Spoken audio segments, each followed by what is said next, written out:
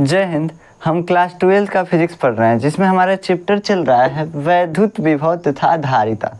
और आज हम इस लेक्चर में पढ़ेंगे विद्युत द्विध्रुव के कारण जो विद्युत विभव होगा उसी के बारे में आज हम डिस्कस करेंगे। इसके पहले हम इस चैप्टर का 2 लेक्चर ऑलरेडी ले चुके हैं। उसमें हम क्या बताए थे, तो उसमें हम विद्युत विभव के बारे में बताए थे और बिंदु आवेश के कारण विद्युत विभव के बारे में बताए थे। आज हम इस लेक्चर में पढ़ेंगे बाबू वैद्युत द्विध्रुव के कारण विद्युत विभव के बारे में। वैद्युत द्विध्रुव क्या होता है ये हम आपको पिछले चैप्टर में बताए थे। पिछला चैप्टर जो था विद्युत आवेश तथा क्षेत्र, उसमें बताए थे कि 2 आवेश जो प्रकृति में विपरीत और परिमाण में समान और बहुत कम दूरी पे, अत्यल्प दूरी पे रखे हुए हों तो क्या कहलाता है, विद्युत द्विध्रुव कहलाता है। जैसे देखिए एक प्लस क्यू आवेश हो, क्यू क्या है, इसका परिमाण है यानी कि मान है इसका। ये क्यू का मान 10 कूलाम भी हो सकता है, 15 कूलाम। तो ये क्यू कूलाम आवेश और एक माइनस क्यू कूलाम आवेश है। प्रकृति में विपरीत है लेकिन परिमाण कितना है, क्यू है। तो जब ये दोनों आवेश प्रकृति में विपरीत हैं, प्लस है एक दूसरा माइनस है और परिमाण में समान है, बहुत कम दूरी पे रखे होते हैं, तो उन दोनों को मिला करके हम बोलते हैं क्या, वैद्युत द्विध्रुव यानी इलेक्ट्रिक डाइपोल। ये हम आपको पिछले चैप्टर में बताए थे। अब इसी के बेसिस पे हम देखेंगे कि इसके कारण विद्युत विभव कहाँ पे कैसे कितना होता है, इसी के बारे में आज हम इस लेक्चर में डिस्कस करेंगे। देखिए हम जैसे विद्युत क्षेत्र निकाले थे विद्युत द्विध्रुव के कारण, सेम वैसे ही इसमें हम विद्युत द्विध्रुव के कारण विद्युत विभव भी निकालेंगे। कैसे, तो देखिए ये मान लीजिए कोई विद्युत द्विध्रुव है, यहाँ पे माइनस क्यू आवेश है और यहाँ पे प्लस क्यू आवेश है। दोनों अत्यल्प दूरी पे रखे हुए हैं यानी बहुत कम दूरी पे रखे हुए हैं। जब बहुत कम दूरी पे रखे हुए हैं इसलिए क्या है, ये विद्युत द्विध्रुव है। तो विद्युत द्विध्रुव के अक्ष पर विद्युत विभव निकालेंगे, फिर निरक्ष पर निकालेंगे और फिर किसी भी बिंदु के लिए निकालेंगे। तो जब भी हम विद्युत द्विध्रुव के कारण विद्युत क्षेत्र निकालते हैं या विद्युत विभव निकालते हैं तो उसमें 3 केस बनते हैं। पहला अक्ष पर विद्युत विभव, दूसरा निरक्ष पर विद्युत विभव और किसी भी बिंदु पर विद्युत विभव के बारे में। मान लीजिए कि अक्ष पर कोई बिंदु, अक्ष क्या होता है, तो उन दोनों आवेशों को मिलाने वाली रेखा को हम अक्ष बोलते हैं। ये जो बीच की रेखा है वो क्या है, अक्ष है। इधर भी ये अक्ष है। तो अक्ष क्या होता है, विद्युत द्विध्रुव में दोनों आवेशों को मिलाने वाली रेखा को हम अक्ष बोलते हैं। बस अब ये मान लीजिए अक्ष है, इसका अक्षीय स्थिति में इस P बिंदु पे हमको निकालना है विद्युत द्विध्रुव। P बिंदु पे हमको विद्युत विभव निकालना है। P बिंदु पर हम क्या पढ़ रहे हैं, विद्युत विभव के बारे में पढ़ रहे हैं। तो अक्ष पे पहले हम देखेंगे, फिर निरक्ष पे देखेंगे। ये होता है निरक्ष, इसका इस बिंदु के सामने, बीच वाले पॉइंट के सामने होता है, लंबवत एकदम निरक्ष होता है। ठीक, उसके बाद हम देखेंगे कि अक्ष पे भी कोई बिंदु ना हो, निरक्ष पे भी ना हो, ऐसे ही कोई बिंदु इधर उधर हो तो उस पे कैसा विद्युत विभव होगा उसके बारे में डिस्कस करेंगे। देखिए पहला इसमें केस बनेगा क्या, तो अक्षीय स्थिति में। अक्षीय स्थिति में क्या होगा, अक्षीय स्थिति में, अक्षीय स्थिति में विद्युत विभव हम कैसे निकालेंगे। देखिए एकदम सिंपल है। जैसे हम आपको बताए थे बाबू कि अगर कोई बिंदु हो, ये मान लीजिए P बिंदु हो, यहाँ पे प्लस क्यू आवेश रखा हुआ है और यहाँ पे माइनस क्यू आवेश रखा हुआ है, यहाँ पे क्यू कूलाम आवेश रखा हुआ है, ऐसे बताए थे पिछले लेक्चर में। तो इन तीनों आवेशों के कारण इस P बिंदु पे विद्युत विभव कैसे निकालेंगे, तो इस आवेश के कारण विद्युत विभव मान लीजिए V1 है, इस आवेश के कारण विद्युत विभव मान लीजिए V2 है, इस आवेश के कारण इस बिंदु पर विद्युत विभव V3 है। तो इस बिंदु पर कुल विद्युत विभव कितना होगा, तो कुल विद्युत विभव कितना होगा, V1 plus V2 plus V3। काहे ऐसा होता है, काहे से कि विद्युत विभव जो है ये सदिश राशि नहीं है, अदिश राशि है। और अदिश राशि में हम दिशा नहीं देखते हैं, बस जोड़ देंगे। मान लीजिए कि यहाँ पे विद्युत विभव इन तीनों के कारण है, बस जोड़ दिए, विद्युत विभव पूरा निकल जाएगा, नेट विद्युत विभव। ठीक, तो ये हम पिछले लेक्चर में आपको बताए थे। सेम वैसे ही यहाँ पे होगा। इस P बिंदु पे विद्युत विभव अगर हमको निकालना है ना, तो माइनस आवेश के कारण विद्युत विभव निकालेंगे, फिर प्लस आवेश के कारण विद्युत विभव निकालेंगे और दोनों को जोड़ देंगे, बस। ठीक, और विद्युत विभव का हम फार्मूला पिछले लेक्चर में निकाले थे। बिंदु आवेश है, ये बिंदु आवेशों के कारण ही विद्युत द्विध्रुव बनता है। तो बिंदु आवेश के कारण विद्युत विभव का फार्मूला हम बताए थे आपको, V बराबर 1/4πε0 और Q बटा में R। यही हम आपको फार्मूला बताए थे पिछले लेक्चर में।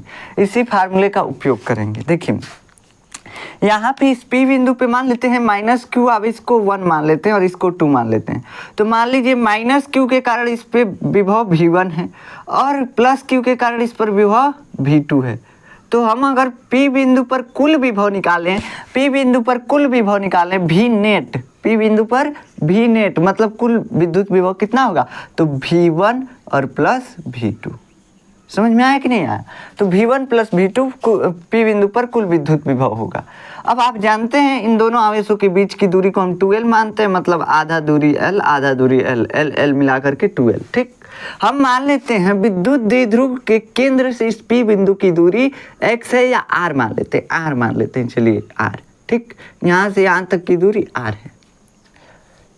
विद्युत द्विध्रुव के केंद्र से P बिंदु तक की दूरी कितनी है, r है। अब यहाँ से हम निकालेंगे विद्युत विभव के बारे में। तो विद्युत विभव V नेट कितना आएगा हमारा, V net V1 plus V2। V1 कितना होगा, तो V1 होगा, यहाँ से रखिए मान 1/4 पाई एप्सिलॉन 0 और उसके बाद Q V1 Q मतलब आवेश, आवेश कितना है, तो माइनस Q है, तो माइनस Q और बटा में दूरी कितना है, दूरी देखिए है L और प्लस R। L देखिए यहाँ से यहाँ तक दूरी L और यहाँ से यहाँ तक दूरी R, तो L प्लस R। P बिंदु की Q से दूरी कितनी है, L प्लस R, तो L प्लस R। ठीक, समझ में आया? तो ये हमारा विद्युत विभव निकल गया। इसको K मान लीजिए, सीधा K मानिए आप। 1/4 पाई एप्सिलॉन 0 को K मान लीजिए, थोड़ा सा आसान रहेगा, थोड़ा सा कम लिखना पड़ेगा, तो इसलिए हम क्या मान लेते हैं, इसको K मान लेते हैं। 1/4 पाई एप्सिलॉन 0 को K मान ली और उसके बाद K और उसके बाद Q होता है Q by R square. Q मतलब आवेश, आवेश का मान कितना है, तो माइनस Q, माइनस को आगे लगा दीजिए, माइनस Q और बटा में R। R का मतलब कि दूरी यहाँ से यहाँ तक L और यहाँ से यहाँ तक R, तो L प्लस R ये दूरी हो गया, है कि नहीं? अब चलिए हम V2 निकालते हैं। V2 कितना आएगा, V1 प्लस V2 होगा V नेट, तो V2 कितना आएगा, 2 के कारण आवेश, दूसरे आवेश के कारण विभव, दूसरे आवेश के कारण विभव इसी फार्मूले से K 1/4 पाई एप्सिलॉन 0 को यहाँ से मान लीजिए। ठीक, देखिए यहाँ से K लगा देते हैं, K Q by R। K और Q का मतलब आवेश, आवेश यहाँ पे कितना है, प्लस Q है, ऐसे Q रहने दीजिए, बटा में उसके बाद यहाँ से यहाँ तक की दूरी कितनी है नहीं मालूम है, अब निकालना पड़ेगा। देखिए यहाँ से यहाँ तक दूरी R है और यहाँ से यहाँ तक दूरी L है, मतलब हर दूरियाँ अगर घटा दें तो हमको मिल जाएगा R minus L। R minus L यहाँ से यहाँ तक की दूरी है। कैसे, देखिए यहाँ से यहाँ तक R है और यहाँ से यहाँ तक L है, तो R में से अगर L को हटा दें तो क्या बचेगा, बस यही दूरी तो बचेगा, तो R माइनस L ये दूरी बच गया, R माइनस L। देखिए ना, यहाँ से यहाँ तक दूरी R और यहाँ से यहाँ तक दूरी L, हमको निकालना कौन सी है, तो है बस मिटा देंगे तो खत्म हो जाएगा हमारा ये दूरी और ये बच जाएगा। तो वैसे ही R में से बस L को हटा देंगे, L को हटा देंगे तो क्या बचेगा, वही जो दूरी हम निकालना चाहते हैं बच जाएगा। ठीक, तो R माइनस L। अब इसको सॉल्व कर दीजिए, आपका P पर विभव आ जाएगा। बहुत आसान है, बहुत आसान, इसमें कुछ नहीं है, बस इसको सॉल्व कीजिए। K Q को कॉमन लीजिए, K और Q कॉमन ले लिए, बचा कितना, तो बचा इसमें बड़ा वाला ब्रैकेट में लिखिए -1, यहाँ पे कुछ नहीं बचा तो -1 बचा, माइनस पहले से था, -1 और उसके बाद बटा में L प्लस R और प्लस में 1 बाई R माइनस L। कुछ नहीं बचता है तो वहाँ लिख देते हैं 1। ठीक, समझ में आया? यहाँ पे K Q को कॉमन ले लिए हैं, कुछ नहीं बचा, इसलिए K Q की जगह पे 1। यहाँ पे भी K Q को कॉमन ले लिए हैं, इसलिए कुछ नहीं बचा, 1। अब इसको सॉल्व करेंगे तो V नेट बराबर कितना आएगा, K Q और यहाँ पे बड़ा कोष्टक, इसका एलसीएम लीजिए, L प्लस R और L माइनस R, इसको गुणा करेंगे तो जानते हैं कितना आएगा। किसका फार्मूला दिख रहा है, A square minus B square बराबर कितना होता है, A प्लस बी और A माइनस बी। वैसे यहाँ पे L प्लस R और L माइनस R दिख रहा है, इसका मतलब ये हुआ कि क्या हुआ, इसका मतलब R square minus L square, इसका मतलब ये हुआ। ठीक, अब इसको यहाँ से गुणा कीजिए तो -R माइनस L और प्लस इसको यहाँ से गुणा करना पड़ेगा। एलसीएम लेते हैं, एलसीएम में हर से भाग देते हैं, जो बचता है वो लिखते हैं, यही ना होता है। तो वैसे ही यहाँ पे क्या कर रहे हैं, एलसीएम ले रहे हैं। एलसीएम लेना तो आप जानते ही होंगे। तो यहाँ से हम क्या किए, यहाँ से R माइनस L को यहाँ पे लिखे, माइनस पहले से था, -1 से गुणा करेंगे तो क्या बचेगा, R माइनस L और प्लस में फिर क्या है, प्लस में 1 है, 1 से इसमें L प्लस R में गुणा करेंगे, L प्लस R बचेगा। जैसे सिंपल एलसीएम लिया जाता है सेम वैसे ही एलसीएम लिए हैं, ठीक। अब देखिए, अब इसको अगर आप आगे सॉल्व करेंगे तो भी नेट आएगा, कितना आएगा, भी नेट आएगा, के क्यू तो बाहर पहले से ही है, के क्यू बाहर पहले से है। उसके बाद क्या आया है, तो माइनस, इससे माइनस से गुणा कीजिए, माइनस से गुणा करेंगे माइनस R, फिर माइनस माइनस प्लस L, फिर क्या बचेगा प्लस L प्लस R, यही बचेगा कि नहीं बचेगा। उसके बाद R square minus L square, यही बच रहा है हमारा। अब देखिए, ये R प्लस और R माइनस खत्म हो जाएगा, घट जाएगा तो खत्म हो जाएगा। ये L प्लस L क्या हो जाएगा, 2L हो जाएगा। भी नेट बराबर कितना हो जाएगा, के क्यू, और यहाँ पे L L 2L और बटा में R square minus L square, ये हमारा बच रहा है। अब इसी को आप क्या कीजिए, यहाँ पे जैसे हम विद्युत क्षेत्र में क्या किए थे, विद्युत क्षेत्र में L को बहुत छोटा मान लिए थे, यहाँ पे भी सेम वही करेंगे। L जो है, L इस दूरी की अपेक्षा में बहुत छोटा है, ये दूरी बहुत बड़ी होती है और दोनों आवेशों के बीच की दूरी बहुत छोटी, बोलते हैं ना अत्यल्प दूरी पे रखे हुए, मतलब बहुत कम दूरी पे रखे हुए। तो बहुत कम का मतलब कि R से जो L है वो बहुत बहुत छोटा है, R से L जो है बहुत बहुत छोटा है। तो इसलिए R square minus L square approximately equal to होगा R स्क्वायर के। समझ में आया। है L जो है बहुत छोटा है, मान लीजिए 20 है, पॉइंट मतलब 0.00001 है। तो अब जब इसका स्क्वायर करेंगे तो फिर 0.0000001 हो जाएगा कि नहीं। तो जब इसका स्क्वायर करेंगे तो इतना हो जाएगा। तो 20 में से 0.00001 घटाएंगे तो कितना आएगा, बहुत कम घटेगा, मतलब ना के बराबर फर्क आएगा। तो हम मान लेते हैं कि R square minus L square approximately equal to R square, मतलब कि इसका मान लगभग R स्क्वायर के बराबर ही आ जाएगा, कारण से कि L जो है बहुत छोटा है। तो यहाँ से हम L स्क्वायर को गायब कर देते हैं, L स्क्वायर को गायब कर देते हैं। बस यही किया जाता है विद्युत क्षेत्र में भी, यहाँ पे भी वही किया जाता है। भी नेट बराबर कितना हो जाएगा, तो भी नेट यहाँ से थोड़ा आगे हम इसे लिख देते हैं। भी नेट बराबर कितना हो जाएगा, तो के क्यू इंटू 2L और बटा में बस R स्क्वायर बचा, 2L से इसमें गुणा हो गया, R स्क्वायर बचा। और Q इंटू 2L क्या होता है, P बराबर होता है Q गुणे 2L। ये तो हम आपको बताया है ना विद्युत द्विध्रुव आघूर्ण के बारे में, P बराबर Q इंटू 2L, यही ना होता है। तो यहाँ पे भी नेट हमारा क्या निकल के चला आया, भी नेट एक्सियस में क्या निकल के चला आया, तो K और Q इंटू 2L होता है P बाई R स्क्वायर। ये हमारा P पॉइंट पे विभव आ गया। कुछ नहीं करना है, जैसे जैसे हम बोले हैं सॉल्व करते जाइए। बस पहला का विभव निकालिए, दूसरा का विभव निकालिए और जोड़ दीजिए। जोड़ने में जितना कैलकुलेशन करना है, एलसीएम वगैरह लेना है, एलसीएम ले करके यहाँ तक लाए हैं। फिर L जो है हम जानते हैं L जो है बहुत छोटा होता है, कारण से कि आवेश को बहुत कम दूरी पे रखते हैं। इसकी अपेक्षा में R बहुत बड़ा है, कारण से कि R जो दूरी लेते हैं वो थोड़ा दूर लेते हैं, तो R ज़्यादा दूर है और L बहुत छोटा है, इसलिए R square minus L square बराबर लगभग R स्क्वायर का हो जाएगा। L स्क्वायर लगभग 0 हो जाएगा, L स्क्वायर क्या हो जाएगा, लगभग 0 हो जाएगा। 0 नहीं होगा लेकिन लगभग 0 होगा। तो R स्क्वायर में से 0 लगभग घटाएंगे तो कितना बचेगा, R स्क्वायर ही बचेगा। 10 में से 0 घटाएंगे कितना बचेगा, 10 ही बचेगा। वैसे ही R स्क्वायर में से 0 घटाएंगे तो लगभग R स्क्वायर ही बचेगा, ठीक। तो यहाँ से ये हो गया हमारा एक्सियस पोजीशन में विद्युत विभव के लिए फार्मूला। यहाँ से आप इसको नोट कर सकते हैं। चलिए अब हम निरक्षीय स्थिति में विद्युत विभव के लिए फार्मूला निकालते हैं। निरक्षीय स्थिति में कैसे विद्युत विभव के लिए फार्मूला निकलता है, देखिए इसमें भी कुछ नहीं करना है, सेम वही काम है जैसे इसमें निकाले हैं। V1 V2 को प्लस कर दिए हैं, सेम वही करना है निरक्षीय स्थिति में। देखिए निरक्षीय स्थिति में विद्युत विभव, निरक्षीय स्थिति में विद्युत विभव के बारे में हम देखिए कैसे निकालते हैं। माइनस क्यू यहाँ से मान लेते हैं, एक वैद्युत द्विध्रुव है, माइनस क्यू है और यहाँ पे ये प्लस क्यू आवेश है, प्लस क्यू। इन दोनों के बीच की दूरी 2L होती है, मान लेते हैं आधा दूरी L आधा दूरी L, L L मिलाकर के 2L। निरक्षीय स्थिति में कोई P पॉइंट यहाँ पे है, इस P पॉइंट पे हमको विद्युत द्विध्रुव के कारण क्या निकालना है, विद्युत विभव। तो हमको क्या करना पड़ेगा, Q के कारण माइनस Q के कारण विभव मान लेते हैं V1, कारण से किस आवेश को मान लेते हैं 1, इसको 2 मान लेते हैं। तो V1 और Q प्लस क्यू के कारण इसको मान लेते हैं V2। समझ में आया? मान लिए ना। अब यहाँ से हम क्या करेंगे, V1 और V2 का मान निकालेंगे, जोड़ देंगे, हो जाएगा। बस यही करना है, V1 V2 का मान निकालिए, जोड़ दीजिए, खत्म बात। तो मान लेते हैं Q1 के कारण जो माइनस Q के कारण विभव V1 है। विभव क्या है? V1 है। यहाँ पे इसके कारण विभव क्या है? V1 है। और इसके कारण विभव क्या है? V2 है। अब यहाँ से V1 V2 का मान निकालिए और जोड़ दीजिए।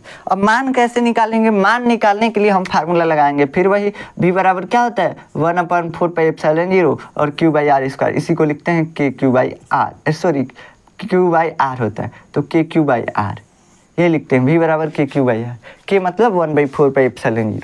अब हमको R चाहिए, दूरी चाहिए। हम मान लेते हैं ये दूरी R है, ये R नहीं है, ये दूसरा R, हम इसको मान लेते हैं X है। और क्या, कुछ बदलने के लिए थोड़ा सा मान लेते हैं X है। ठीक, अब ये X है, तो यहाँ से यहाँ तक दूरी अगर हम निकालेंगे तो पाइथागोरस प्रमेय से L² + X² आएगा। निकाल के देख लीजिएगा। कैसे कि समकोण त्रिभुज, यहाँ भी समकोण त्रिभुज, ये कर्ण कितना होता है, लंब का स्क्वायर प्लस आधार का स्क्वायर का रूट होता है। ठीक, तो यहाँ पे लंब का स्क्वायर आधार का स्क्वायर L प्लस लंब का स्क्वायर X का स्क्वायर।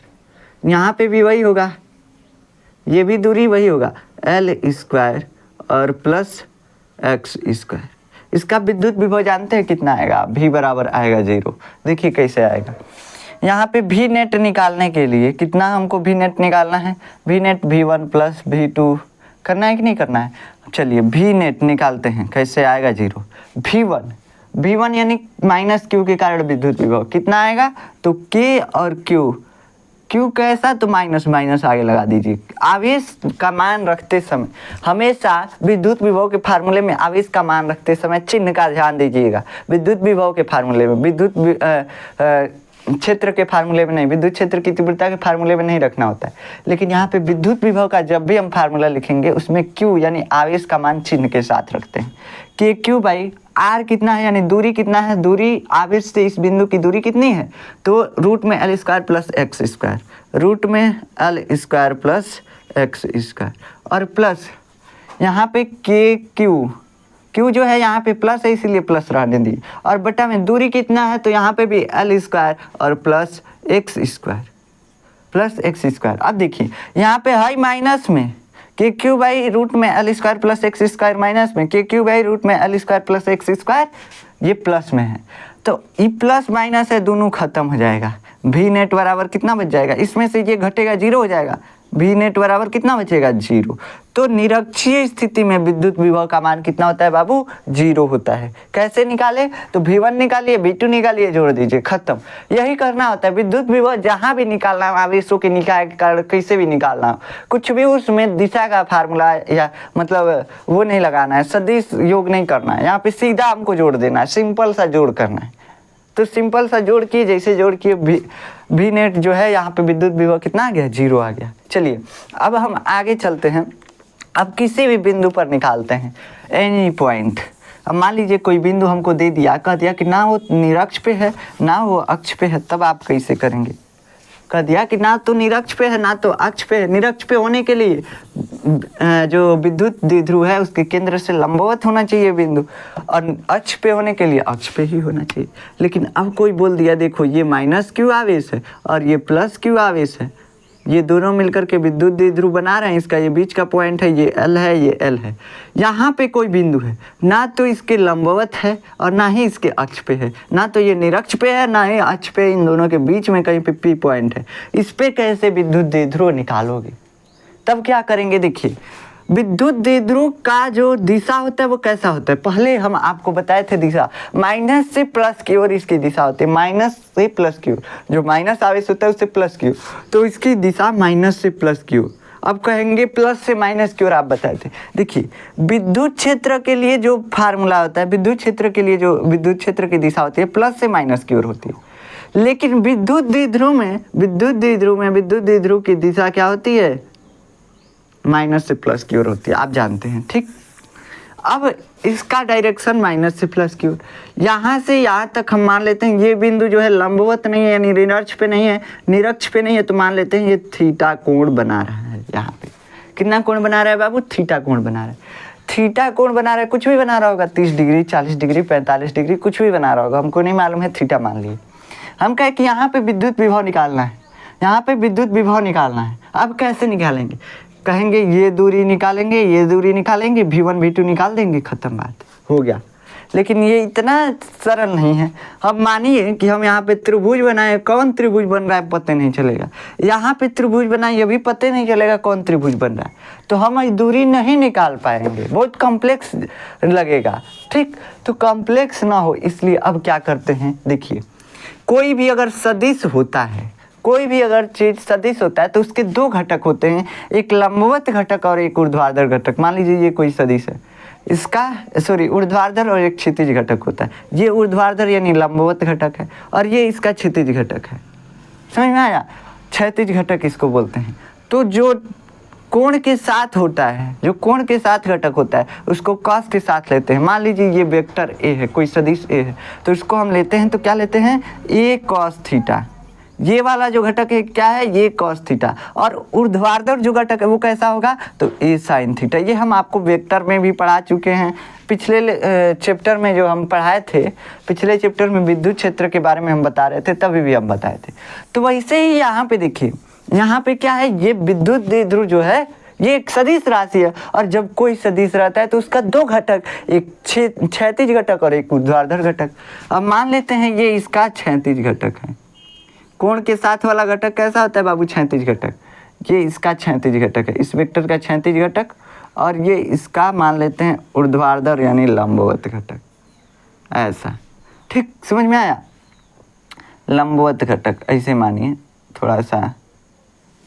ठीक, इधर दिशा नहीं रहेगा, इधर रहेगा। कहाँ इधर रहेगा, आप जानते हैं कि एक घटक ऐसे रहेगा तो एक घटक ऐसे, बीच से वेक्टर निकलता है।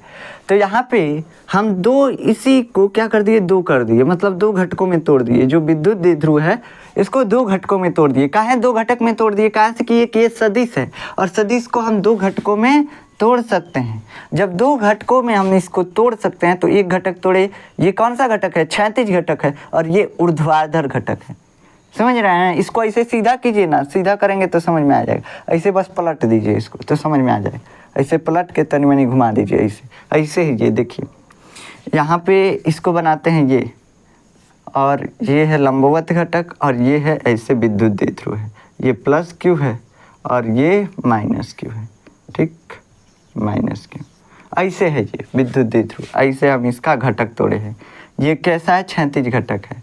क्षैतिज घटक ये थीटा के साथ वाला है। तो इस तरह से कुछ बना हुआ है। यहाँ पे थोड़ा सा तिरछा है तो आपको दिख नहीं रहा है। चलिए अब इसको हम घटक करते हैं। तो क्षैतिज जो थीटा के साथ होता है, थीटा के साथ, उसको कैसे लेते हैं, तो उसको लेते हैं हम कॉस के साथ। तो हम मान लेते हैं इसका विद्युत द्विध्रुव आघूर्ण P है।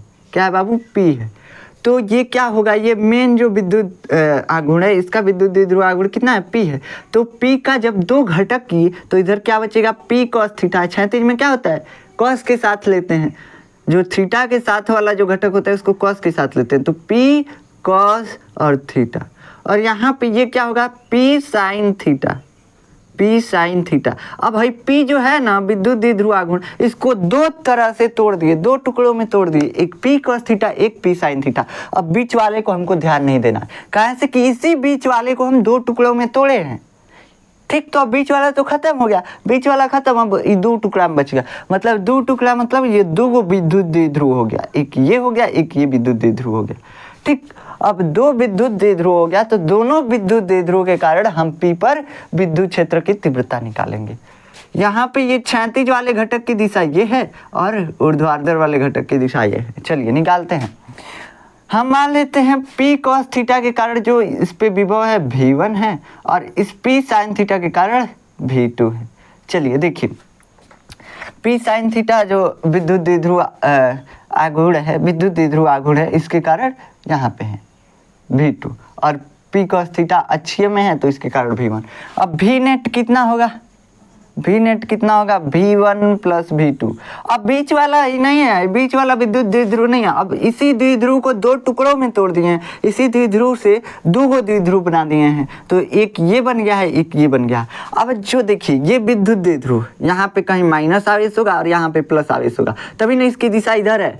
तभी ना माइनस से प्लस की ओर दिशा होगी। तो मान लेते हैं कि इसकी दिशा माइनस से प्लस की ओर ऐसे है। दोनों आवेशों को मिलाने वाली रेखा को अक्ष बोलते हैं। और ये बिंदु P जो है अब इस विद्युत द्विध्रुव के अक्ष पे है, इस विद्युत द्विध्रुव के अक्ष पे है। कैसे कि इसकी दिशा ऐसे है, अक्ष पे ही विद्युत द्विध्रुव के है। अब अक्ष पे है तो अक्षीय स्थिति में अभी हम क्या निकाले थे बाबू? अक्षीय स्थिति में क्या निकाले थे? अक्षीय स्थिति में विद्युत क्षेत्र की तीव्रता निकाले थे के क्यू और बटा में के क्यू बटा में कितना निकाले थे? आर स्क्वायर निकाले थे। के क्यू बटा में आर स्क्वायर निकाले थे विद्युत विभव अक्षीय स्थिति में। और निरक्षीय स्थिति में कितना निकाले थे? निरक्षीय में कितना निकाले थे? तो निरक्षीय में निकाले थे हम 0। अभी ना निकाले थे निरक्षीय में 0 और अक्षीय में यानी कि अक्षीय में जितना निकाले थे के क्यू बाय आर स्क्वायर। इसी का मान ऐसे रखना है हमको, ऐसे ही मान रखना है। निरक्षीय कैसे? देखिए ये जो विद्युत द्विध्रुव है, विद्युत द्विध्रुव ये है P sine theta. P sine theta के बीच से ये बिंदु क्या है? लंबवत क्या है? ये जानते हैं ना कि ये दोनों घटक एक दूसरे के लंबवत होते हैं। एक है क्षैतिज घटक है, एक है लंबवत घटक है। ठीक, तो ये दोनों एक दूसरे के परपेंडिकुलर होते हैं। ऐसे ये जो है ऐसे है विद्युत द्विध्रुव, ये ऐसे है। तो इसके इस पी साइन थीटा के किस पे है? निरक्ष पे ये बिंदु P है। तो निरक्षीय स्थिति में विद्युत विभव जो होता है 0 होता है, इसलिए V2 जो होगा वो 0 हो जाएगा। कहाँ से कि P साइन थीटा के कारण विभव निरक्षीय स्थिति में और निरक्षीय स्थिति में विभव 0 होता है कि नहीं? 0। अब यहाँ से हम क्या करते हैं? यहाँ से विद्युत विभव निकालते हैं। V1 क्या है? V1 तो एक्सियस वाले P cos थीटा के कारण है। तो P cos थीटा के कारण V1 कैसे निकलेगा? तो निकलता है यहाँ पे KP बाई आर स्क्वायर होता है ना, सॉरी हल्का सा मिस्टेक हो गया, KP by R square. P जो है विद्युत द्विध्रुव आघूर्ण होता है। अभी हम निकाले हैं तो आप देखे होंगे, अभी निकाले थे तो क्या आया था? VXS बराबर क्या आया था? KP by R square. ठीक, तो इसके लिए सॉरी, थोड़ा सा मिस्टेक हो जाता है लिखते समय। तो यहाँ पे KP बाई आर स्क्वायर। अब P यहाँ पे P मतलब विद्युत द्विध्रुव आघूर्ण। ये इस विद्युत द्विध्रुव का विद्युत द्विध्रुव आघूर्ण क्या है? P cos थीटा है। हम अक्षीय स्थिति में निकाल रहे हैं तो इस विद्युत द्विध्रुव के कारण जो विद्युत विभव है यहाँ पे वो अक्षीय स्थिति में निकालने के लिए ये फार्मूला लगाएंगे KP बाई आर स्क्वायर। अभी निकालें वही इस्तेमाल करेंगे। तो P क्या है? विद्युत द्विध्रुव आघूर्ण। इस विद्युत द्विध्रुव के लिए विद्युत द्विध्रुव आघूर्ण कितना है? P cos theta. तो यहाँ पे रख देते हैं विद्युत द्विध्रुव आघूर्ण की जगह पे P cos थीटा और बटा में आर स्क्वायर। ठीक, यहाँ से हम यहाँ तक की दूरी मान लेते हैं r। यहाँ से इस केंद्र से और यहाँ तक की दूरी हम मान लेते हैं r, यहाँ से यहाँ तक की। तो KP cos theta by R square. और V2 कितना होगा? V2 0 होगा कि नहीं? V2 कितना होगा बाबू? 0। तो इस बिंदु पे जो निरक्ष P साइन थीटा के कारण जो विभव है 0 है और P cos थीटा के कारण कितना विभव है? KP cos theta by R square. R जो है क्या है? तो विद्युत द्विध्रुव के केंद्र से इस बिंदु की दूरी है बस। अब इसको हम निकालेंगे तो V नेट कितना आ जाएगा? इसमें ज़्यादा कैलकुलेशन नहीं करना है, बस इसमें क्या करना है बाबू? बस इसमें समझना है कॉन्सेप्ट। तो KP cos थीटा बस जो घटक कर रहे हैं बटा में आर स्क्वायर। तो ये हमारा आ गया किसी भी बिंदु के लिए विद्युत विभव का फार्मूला।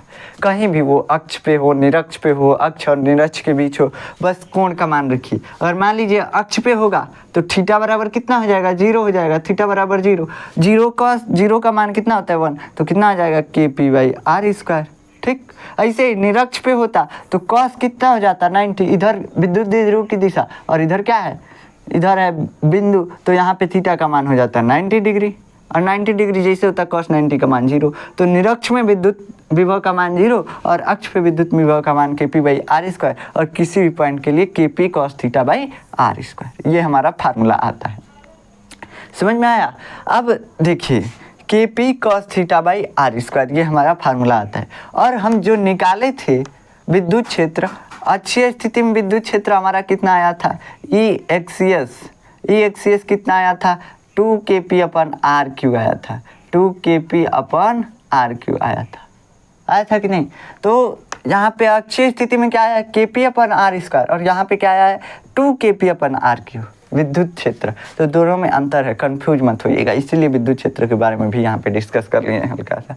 ठीक, अब एक होता है समविभव पृष्ठ किसी भी स्थिति में, यहाँ पे किसी स्थिति में। ठीक, अब एक होता है समविभव पृष्ठ इसके बारे में हम नेक्स्ट लेक्चर में डिस्कस करेंगे। आशा है कि ये आपको समझ में आया होगा। ये तो सिंपल था, जो पिछले चैप्टर में किए थे वही था, बस और कुछ नहीं था। और जो हम कॉन्सेप्ट बताए थे वही इसमें हम लगाए हैं। जो कई आवेशों के कारण विद्युत विभव कैसे निकाला जाता है किसी बिंदु पे, वही कॉन्सेप्ट लगा है। सभी आवेशों के कारण विद्युत विभव निकालिए, जोड़ दीजिए, खत्म।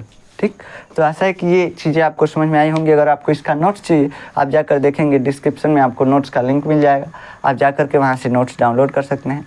तो मिलते हैं नेक्स्ट लेक्चर में, तब तक के लिए जय हिंद।